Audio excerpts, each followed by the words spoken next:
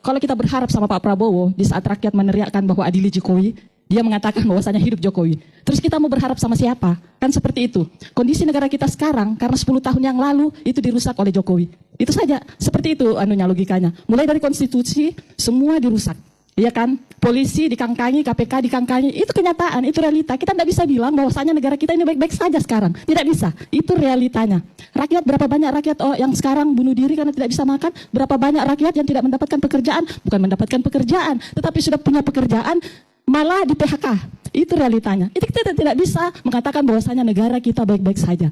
Kemudian semua dirusak, mulai dari pendidikan kita dirusak, hukum kita dirusak, korupsi merajalela, ya.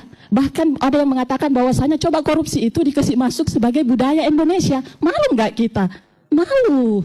Kita negara kaya, negara ini, tetapi rakyat kita berapa banyak yang tidak bisa makan dan lain sebagainya. Kenapa? Karena pemimpinnya yang korupsi, pemimpinnya yang kenyang. Bahkan ibaratnya 10 orang saja di negara kita yang memegang kekayaan itu. Para oligarki 9 dan satunya masyarakat. Itu hitungannya. Kan seperti itu. Nah sekarang, sebenarnya solusi apa nih yang kita yang harus kita lakukan? Sehingga masyarakat sekarang apatis. Revolusi aja.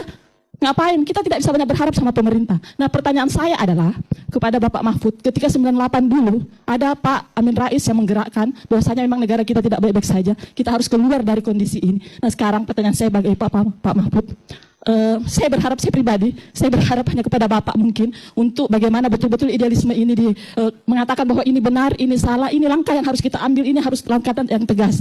Karena tidak bisa, sekarang pemerintah kita omon-omon saja, 3 juta perumahan.